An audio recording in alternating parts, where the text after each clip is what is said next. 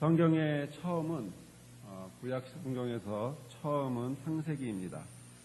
창세기 처음의 말씀에 보면 이렇게 시작하고 있습니다. 태초에 하나님이 천지를 창조하셨다라고 기록되어 있습니다. 태초에 하나님이 하늘과 땅을 창조하셨다라고 선언함으로써 창세기, 우리 성경책의 처음인 창세기가 시작하고 있습니다. 우리가 방금 읽었던 하나님의 말씀은 신약 성경입니다. 신약 성경의 첫 번째 나오는 말씀입니다. 맨 앞에 나오는 말씀이죠. 맨 앞에 나오는 말씀이 무엇입니까? 아브라함과 다윗의 자손 예수 그리스도의 세계라, 이렇게 되어 있습니다. 표준 세번역을 보면 아브라함의 자손이여 다윗의 자손이신 예수 그리스도의 족보는 이러하다, 이렇게 되어 있습니다. 그러니까 우리가 보는 개역 성경은 그리스도의 세계다라는 말은 정확한 현재어로 표현을 하면 족보라고 하는 것입니다. 공동 번역에서도 또 동일하게 이 세계라는 말을 족보라는 말로 번역을 하고 있습니다. 이 세계라는 말은 헬라어 원문에 보면 비블로스 게네세오스라고 하는 말로 되어 있습니다.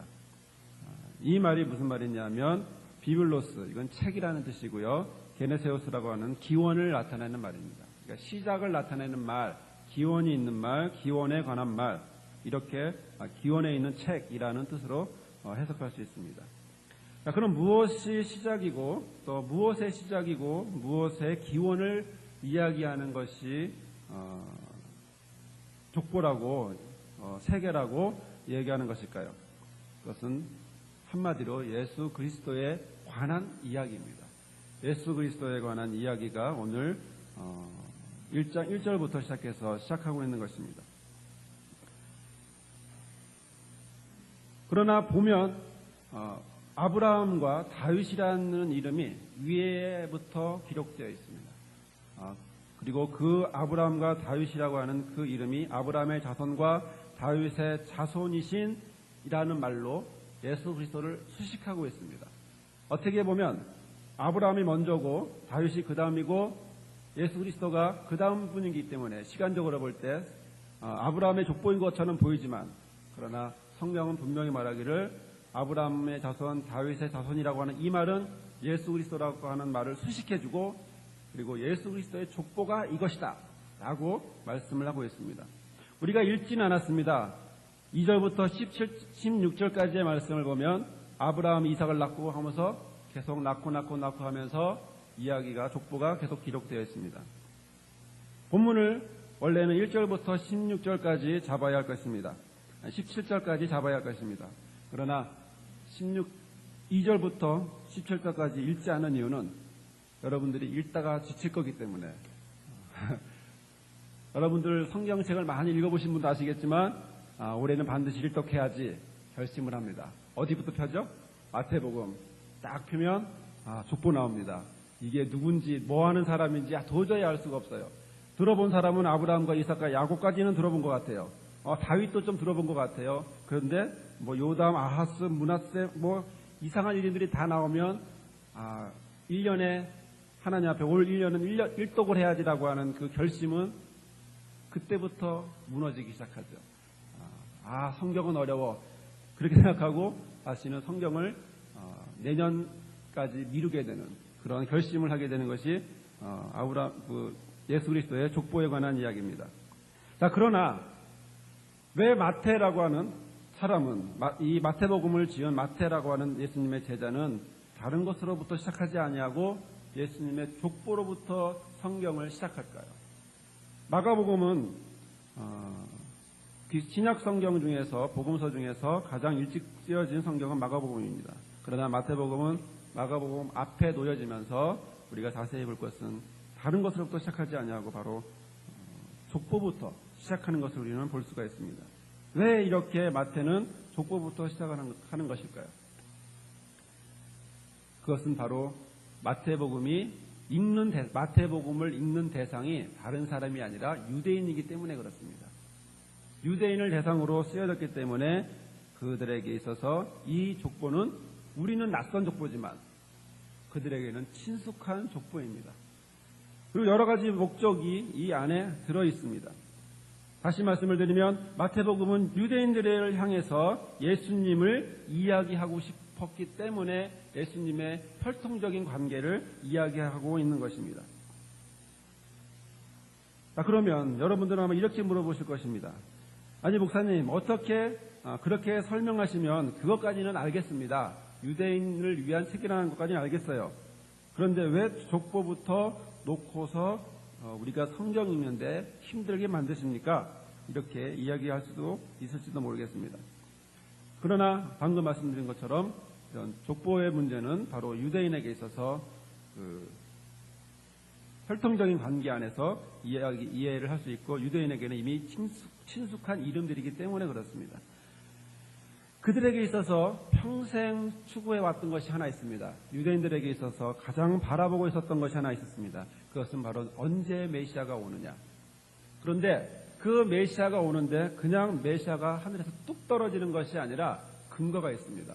어디부터입니까? 아브라함의 자손이라는 것. 그리고 두 번째, 다윗의 자손이어야만 한다고 하는 이 두 가지의 원칙이, 혈통적인 원칙이 있습니다. 그렇다면 오늘 본문에서 이하에 나와 있는 말씀에서 보면 맨 끝에 내려가서 17절까지 가면 그리스도라 칭하는 예수가 나셨다라고 하는 이 말씀까지라고 볼 때 바로 혈통적인 족보의 관계가 틀림이 없다. 마태는 유대인들에게 말하기를 당신들이 기다리고 있던 메시아, 혈통적으로 볼 때 아브라함의 자손이어야 되고 그리고 다윗의 자손이어야만 하는 이 사람은 분명한 족보상으로도 문제가 없는 사람이다. 이것을 말해주고 싶어 했고 그것을 말하려고 했습니다. 그렇다면 이 족보를 통해서 우리가 알 수 있는 뚜렷한 증거, 뚜렷한 특징들을 우리는 보게 됩니다. 마태의 신학적 목적이 담겨있는 이 족보의 특징에는 과연 무엇이 있을까요? 첫 번째로 복음서에 나와 있는 이 족보를 자세히 보면 하나님이 이스라엘의 역사를 주관하시고 계시다라는 사실을 볼 수가 있습니다. 그냥 누가 누구를 낳고 누가 누구를 낳고로 끝나는 것이 아니라 여기에는 하나님이 이스라엘의 역사를 주관하시고 계시고 그리고 족보까지도 하나님이 관심을 갖고 챙기고 있다는 것을 볼 수가 있습니다. 오늘 본문의 말씀 이하를 해서 보면 총 42대로 나와 있습니다. 42대가 있습니다. 42명의 이름이 나와 있습니다. 그리고 그 42대는 14대로 세 가지씩 해서 나눠져 있습니다. 14대, 14대, 14대에서 총 42대의 이름으로 족보로 나누어져 있습니다. 그리고 첫 번째 족보는 2절부터 5절까지의 말씀에서 보면 첫 번째 나오는 14대는 이스라엘 역사의 태동과 그 다음에 이스라엘 역사가 만들어지는 그런 왕국의 형성하는 과정 속에서 약속과 인내의 시기들로서 또 이스라엘 조상 아브라함부터 시작해서 다윗에 이르는 그것까지의 14대의 구성을 가지고 있습니다. 또 두 번째 나와 있는 14대는 6절부터 11절까지의 말씀인데 그것은 이스라엘의 왕정시대, 왕국시대에 기록이 되어 있습니다. 그리고 그 많은 왕들의 이름이 열거되면서 왕권을 상실하게 되기 전까지, 나라가 망하기 전까지의 모습을 14대에 걸쳐서 이야기하고 있습니다. 그리고 맨 마지막에 나와 있는 세 번째 14대는 12절에서 16절까지의 것으로 바벨론 포로기와 그리고 바벨론 포로기에서 돌아와서 과정들, 그리고 예수님이 태어나는 그 과정까지 해서 시대를 세 등분해서 이야기를 하고 있습니다. 우리가 보기에는 상당히 복잡한 것 같지만 그러나 마태는 아주 간결하게 42명의 사람들을 이야기하면서 세 등분으로 시대의 구분을 해가면서 자신의 정확한 이야기를 신학적 이야기를 열거하고 이야기하고 있습니다. 마치 우리가 보기에는 굉장히 복잡한 것 같고 마치 대하 드라마 같은 그런 이야기를 보게 되죠. 우리는 이 사람들의 이름들을 보면서 낯설지만 이스라엘은 이미 옛날부터 어릴 때부터 들어왔던 이름들이고 조상들의 이름이기 때문에 이야기를 들으면서 이 족보를 딱 보면서 머릿속에 이스라엘 역사가 스쳐 지나가는 겁니다. 정리가 되는 거죠. 자, 두 번째는 오늘의 족보를 통해서 예수님께서는 아브라함의 언약과 다윗의 언약의 성취자로서 제시되었다라는 것을 말씀하고 있습니다. 마태는 이스라엘의 족보 안에서 예수님의 족보를 보여주면서 가장 먼저 예수께서 아브라함과 다윗의 자손이심을 먼저 강조하고 있습니다. 그리고 혈통적으로도 계속해서 변함이 없다라고 하는 그 혈통의 차원을 연결을 갖고 있다라고 하는 것을 이야기하고 있습니다. 그렇다면 아브라함에게 하신 언약은 과연 무엇입니까? 창세기 12장 1절에서 3절까지의 말씀에 보면 이렇습니다. 아브라함의 복의 근원이 되고 또 땅의 모든 족속들이 그로 말미암아 복을 얻을 것이다. 그리고 너의 라고 하는 이 예언의 약속이 있는 것입니다. 아브라함의 예언이 지니고 있는 특성은 편협한 특성이 아니라 만민에게 복을 준다라고 하는 세계적인 전 지구적인 그런 의미를 갖고 있습니다. 그리고 두 번째로 그 안에서 보면 우리가 예상하지 못할 사람들, 즉 여인들의 이름인데 다말이라든가 라합이라고 하는 사람들의 이름이 나옵니다. 이 사람들은 하나님 보시기에 우리가 보기에도 이상한 기생 출신의 사람들입니다. 그리고 라합과 룻이라고 하는 사람은 순수한 혈통을 타고났을 거라고 생각하지만 그러나 이방 민족의 이방 여인으로 그들의 피가 예수님의 혈통 안으로 들어오는 것을 볼 수가 있습니다. 이것은 예수님의 피가 더럽혀졌거나 아니면 예수님이 삶이 그런 태어나는 과정이 순결하지 않다, 순수하지 않다라는 걸 말하는 것이 아니라 좀 더 세계적이다라는 것을 보여주고 있는 것이죠. 그렇다면 세 번째로 나와 있는 다윗의 언약은 과연 무엇입니까? 사무엘 하 7장 16절에서 19절의 말씀에서 우리는 볼 수가 있습니다. 그건 뭐냐면 다윗의 혈통에서 나온 자가 영원한 나라의 통치자가 된다라는 것입니다. 다윗의 후손 중에 모든 영원한 나라의 왕이 될 것이라고 하는 그런 예언의 말씀이 있습니다. 이 예언은 결코 이스라엘 역사 속에서 한 번도 이루어진 적이 없습니다. 오히려 포로기 이후에 왕권을 상실한 이후에 포로기에서 회복되고 돌아와서 여러 가지 모양으로 나라를 추슬리기도 하고 그리고 그 나라를 세우려고도 하지만 그러나 실제적으로 왕으로서 다윗의 왕권은 포로기 때 끊어지게 되고 이어지지 못하는 것을 우리는 볼 수가 성경을 통해서 보게 됩니다. 자, 그러나 이러한 모습 속에서도 마태는 아브라함과 다윗의 자손이라고 하는 이 부분을 이야기하면서 유대인들을 놀라게 하고 흥분시키게 하고 도전받게 합니다. 그 이유는 바로 너희들이 기다리고 기다리던 그 메시아가 바로 예수님이다 라고 말하고 있는 것이기 때문입니다. 왜냐하면 다윗의 언약대로 오실 그분은 유대인들의 왕으로서만이 오시는 것이 아니라 모든 인류를 통치하실 왕으로 오시기 때문에 그렇습니다. 또한 언약에 대해서 이방인이었던 우리에게도 오셔서 예수님은 우리의 왕으로 오신다라고 하는 말씀으로 이야기하고 있는 것입니다. 그러므로 비유대인인 이방인인 우리가 유대인의 족보를 보면서 우리도 동시에 유대인처럼 놀라고 흥분할 수 있고 또 도전받을 수 있는 것이 이 족보의 내용입니다. 자, 그러면 마지막으로 세 번째는 과연 이 족보의 의미는 과연 무엇일까요? 바로 예수 그리스도의 족보는 바로 우리에게 그리스도의 탄생으로 이스라엘 역사에서 새로운 시대가 시작될 것이라고 하는 것을 보여주고 있습니다. 세 개로 나누어져 있는 이 족보 안에 세 부분으로 나눠져 있는 이 족보 안에 마지막 인물과 한 세대의 마지막 인물과 그 다음 세대의 첫 번째 인물은 동시에 같이 시작을 합니다. 자세히 보면 이런 점에서 볼 때 예수님께서 마지막에 세 번째의 14대의 마지막 인물로 기록되어 있습니다. 오늘 성경 말씀에서 보면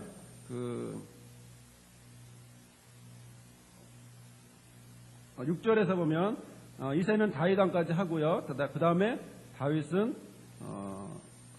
다윗 왕으로 끝나고 그 다음 세대는 다윗으로 얘기하고 그 다음에 바벨론에서 끝나면서 요시야는 11절에 여고냐와 그 형제를 낳았다라고 하면서 바벨론 시대 이후부터는 다시 여고냐 이름을 시작해서 이야기하게 됩니다.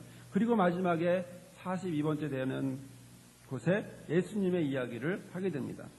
첫 번째 세대가 끝나고 그 다음 마지막 그 이름이 다음 시대에 처음에 시작하고, 그리고 처음에 시작했던, 그리고 또 두 번째 대가 지나가면서 두 번째 대의 마지막 이름이 세 번째 시대에 처음에 시작하고, 그리고 어떻게 되죠? 마지막에 나와 있는 예수 그리스도의 이름이 바로 거기서 족보는 끝이 납니다. 달리 표현하면 거기서 끝나는 것이 아니라 하나님의 허락하신 이 족보는 예수 그리스도로 끝나는 것이 아니라 그 뒤로도 계속 족보는 이어갈 수 있다라고 하는 것을 예시해주고 보여주고 있는 것입니다. 일종의 서곡과 같은 새로운 시대를 보여줄 거라고 하는 개막을 알리는 일종의 서곡과도 같은 것입니다. 자, 그렇다면 성도 여러분들은 이렇게 귀한 예수님의 족보를 통해서 하나님의 역사심을 깨닫고 혈통적으로도 아브라함과 다윗의 언약을 이어받은 자손임을 알게 되고, 또 게다가 새 시대를 맞게 되었는데 이것이 과연 우리 신앙과 무엇이 연관이 있을까요? 여기서 우리는 이 본문을 자세히 보아야 합니다. 족보는 이러한 의미를 갖고 있고 이렇게 훌륭한데, 그리고 메시아로서 혈통적인 의미를 갖고 있는데 과연 그것이 나의 신앙과 과연 무슨 의미가 있을까? 그리고 나는 이 족보 안에서 무엇을 어떻게 깨닫고 어떻게 해나가야 될까? 이것이 오늘 우리에게 주시는 하나님의 말씀인 줄 믿습니다. 그러나 저는 여기서 이런 가운데서 우리에게 주시는 말씀이 있는데, 그것은 바로 우리가 그 족보 중에 한 사람이 되어야 한다는 것입니다. 왜냐하면 42명이라고 하는 사람들이 있습니다. 그러나 실제로 그 42명 중에 정말 다 42명이 아니라 몇 명은 그 중에서 이름이 빠졌습니다. 신학적인 토대 때문에 3명 정도의 이름이 거기서 빠지게 됩니다. 14명이라고 하는 그 신학적 이유 때문에 빠지게 됩니다. 히브리적으로 볼 때, 히브리 사상에서는 족보를 쓸 때에 필요한 사람들, 좀 더 의미 있는 사람들을 위해서 그렇지 않은 사람들을 빠지게 되기도 합니다. 자, 그러나 그 중에 쓰여졌던 이 40여 명의 이름들을 볼 때 우리도 이런 속에 나의 이름이 들어가야 된다는 것을 오늘 성경을 통해 성경은 말씀하고 있는 것입니다. 지구상에서 수백억 명의 사람들이 있었습니다. 지금까지 학자들이 해보면 500억 명의 사람들이 지구상에 태어났다가 지금까지 살고 있고 또 죽었다라고 하는 그런 글이 있습니다. 500억 명 중에, 사람으로 태어나서 500억 명 중에 예수님의 족보의 이름에 들어가는 사람은 오늘 본문을 통해서 보면 40명입니다. 그 40명의 이름이 오늘 기록되어 있는 것을 2절부터 17절까지의 말씀에서 볼 수가 있습니다. 여러분들은 여러분들 가정에 족보가 있습니다. 저 역시도 저희 집에 족보가 있습니다. 이 족보가 있는데 저는 이름이 현석이지만 족보에는 석현으로 되어 있습니다. 돌린 자 때문에 이렇게 되어 있는 거죠. 그런데 여러분의 이름도 그 족보 안에 있는데, 과연 우리들의 이름이 과연 믿음 안에서는 과연 어디에 있습니까? 믿음 안에서 나의 이름은 과연 하나님이 원하는 그 족보 안에 있습니까? 아니면 그렇지 않습니까? 하나님은 아브라함 때부터 시작해서 예수님께로까지 족보를 완성했습니다. 그리고 거기서 끝나는 것이 아니라 그 다음 족보를 이어가고 있습니다. 예수님 이후에 12명의 사도들과, 그리고 70명의 제자들과, 그리고 120명의 문도들, 그리고 3,000명, 5,000명, 그리고 최후의 심판까지 이어질 이런 모든 과정들 속에서 하나님은 예수 그리스도로 모아놓으시고 다시 예수 그리스도를 통해서 시작하는 이 이름 안에 많은 사람들의 이름이 그 속에 들어가는데, 과연 나의 이름은 과연 그 예수님의 족보에 계속 쓰여지고 있는 예수님의 족보에, 창세기에서 하늘과 땅을 만드시고 그리고 나중에 최후의 심판 때에 새하늘과 새 땅을 만드는 그 시간 사이에 과연 나는 어디쯤에 그 예수님의 족보 안에 나는 들어갈 수 있을까요? 우리는 그 물음을 자기 스스로에게 던져봐야 할 것입니다. 이번 저희들이 청년들이 수련회를 다녀왔습니다. 제주도에 갔다 왔고요. 그리고 3박 4일 동안 실제로는 한 4박 4일 이상을 이렇게 수련회를 했습니다. 수련회의 주제는 이거였습니다. 153의 비전을 갖자.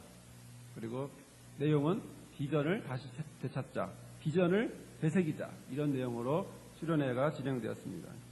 낮에는 여행도 하고 관광도 하지만 밤에는 서로의 비전을 가지고 이야기하고 서로에 대한 비전을 이야기한 다음에는 기도해주고 그리고 서로 중보기도해주는 그런 시간을 가졌습니다. 월요일이 지나고 화요일이 지나고 화요일 밤에 우리 청년들은 이야기했습니다.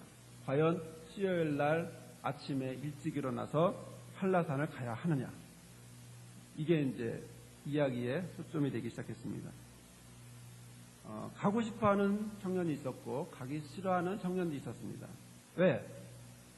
힘드니까. 올라가면 힘드니까 뭐 여러 가지 이유로 돼서 안 가는 쪽으로 그 시간에 다른 것을 하자고 하는 청년도 있었습니다. 자, 그러나 이야기는 모아지게 되고 그리고 거기에 우리가 그냥 단순히 우리가 한라산을 올라가는 것이 단순한 과정으로 그냥 관광의 하나로 한라산을 올라가는 것이 아니라 우리가 비전을 가지고 앞으로 남은 생애를 주님이 주신 나의 생애를 살아감에 있어서 이 비전을 이끌어가는 데 있어서 여러 가지 어려움이 있을 것이다. 그 어려움을 어떻게 극복할 것이냐, 그것을 우리가 이 산행호를 통해서 한번 경험해보자라고 하는 것으로 뜻을 모아지게 되고 아침에 일어나서 산을 오르기 시작했습니다. 저는 개인적으로 산을 별로 좋아하지 않습니다. 등산, 여러분 보시다시피 제가 좀 날렵해 보이잖아요. 그런데 산을 별로 좋아하지 않아요. 올라가는 건 힘들어요. 내려오는 건 뭐 이렇게 막 뛰어서 내려올 수 있어요. 뭐 증인들이 있으니까요. 내려오는 건 막 뛰어 내려오는데 올라가는 건 정말 힘들어합니다. 3시간 동안, 4시간 동안 산에 오른다라는 거, 저 개인적으로는 조금 에너지와 시간이 낭비된다, 이렇게 생각을 하고 있습니다. 물론 산을 좋아하시는 분들은 전혀 다르게 생각하시겠죠. 개인적인 생각이 그렇습니다. 저 역시도 그런 차원이었기 때문에 산에 오르는 거 개인적으로는 안 올랐으면 이렇게 생각하고 있었습니다. 그러나 전체 청년들의 의견이 모아지고 산을 오르는 것이 우리의 비전과 우리가 비전을 세우는 데 있어서 도움이 되겠다라고 하는 결정을 내리게 되고, 저도 청년들 이끌어야 되는 담당 목사이기 때문에 어쩔 수 없이 산을 오르기 시작했습니다. 3시간 반을 올랐습니다. 그리고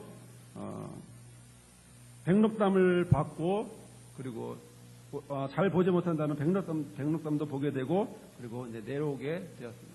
내려올 때도 올라갈 때보다도 더 힘든 코스로 내려왔기 때문에 많은 청년들이 힘들어했고 천천히 내려오기도 하고 또 빨리 내려온 청년들도 있었습니다. 저는 그런 과정들을 통해서 제 스스로에게 이렇게 생각을 합니다. 앞으로 나의 목회를 하면서 나는 더 이상 등산은 없다. 뭐 1시간 정도의 거리는 올라가죠. 그러나 뭐 3시간, 왕복 10시간 이런 등산은 없습니다. 제가 유일하게 등산을 한 것은 중학교 2학년 때 소풍 때, 그리고 10년 뒤에 부대에서 행군한다고 산 오를 때 등산 한번 해봤고요. 2번, 그리고 이번 10년 지난 이번 3번째 등산했습니다. 자, 그러나 저는 여기서 깨달은 것이 있습니다. 우리 청년들이 똑같이 느끼는 것이 하나 있습니다. 그것은 뭐냐면 이런 과정들이 우리의 신앙의 과정들이라는 것이죠. 내가 보는 것, 올라가면서 여러 가지 모양들을 보면서 하나님이 함께 하시고 하나님을 찬양하는 소리들과 함께 찬양하면서 같이 올라가는데 순간순간 어렵기도 하고 힘들기도 하고 이 산행을 올라가면서 결국에 내 가슴 속에 느끼는 건 뭐냐면 내 비전을 이루는 것은 내가 신앙의 길을 가는 이것은 바로 쉽지는 않겠구나. 그리고 그런 과정을 통해서 올라가더라도 결국 정상은 올라가는구나. 그리고 정상에서 우리가 보고 싶었던 그리고 잘 보지 못한다라고 하는 그 백록담을 우리가 보게 되었다라고 하는 그 사실은 우리에게 굉장한 기억 속에 남아있을 것입니다. 물론 우리 청년들이 앞으로 또 한라산을 올라갈 거냐고 물어본다면 안 올라갈 겁니다. 그렇지만 그 경험이 우리에게는 굉장한 커다란 의미를 부여하고 있습니다. 왜 이런 얘기를 말씀을 드리냐면 내 신앙을 걸어가는 이 길이 쉽지는 않습니다. 500억 명이라고 하는 사람들이 태어나고 죽었지만 그 중에 40명의 사람이 성경에 예수님의 족보에 기록되어 있습니다. 그렇다면 과연 나의 이름은 과연 예수님의 족보에 기록될 수 있느냐라는 것입니다. 속담에 이런 속담이 있습니다. 호랑이는 죽어서 가죽을 남기고 사람은 죽어서 이름을 남깁니다. 그 이름이 여러분들은 어디에 남고 싶어 하십니까? 그 이름이 어디에 있어야겠습니까? 나의 이름 석자가 다른 곳이 아니라 바로 하나님의 품 안에, 하나님의 족보 안에 우리의 이름이 있어야 될 줄 믿습니다. 노아는 장대의 완전한 자 그리고 의인이라고 했습니다. 또 에녹은 하나님과 동행하는 사람이었습니다. 또 아브라함은 의롭게 여김을 받은 사람이라고 했습니다. 또 많은 사람들이 성령의 사람이라고 하나님의 사람이라고 칭송을 받았습니다. 그러면 지금 이 순간을 살아가는 저와 여러분은 어떤 꿈과 어떤 비전을 가져야 합니까? 그것은 바로 내 이름이 하나님의 족보에, 예수님의 족보에, 새하늘과 새 땅이 이루어질 그날까지 그 족보 안에 내 이름 석자가 그 안에 기록되어야 되지 않겠습니까? 우리 이를 위해서 매일매일 기도하고 또 주님 안에서 말씀 속에서 거듭나고 그리고 반드시 내 이름이 주님과 함께 동행하는 주님의 예수님의 족보에 기록되는 저와 여러분이 되기를 간절히 기도드립니다. 기도하겠습니다. 우리 함께 기도하시겠는데 기도하실 때에 예수 그리스도의 족보 안에 우리의 이름이 기록되게 해달라고 앞으로 있을 새하늘과 새 땅까지 이어질 이 모든 세계에 우리의 이름이 또 내가 아는 모든 성도들의 이름이 바로 예수 그리스도 안에 족보에 기록되어서 우리가 주님과 함께 동행하는 삶을 살게 해달라고 이 시간 함께 기도하도록 하겠습니다.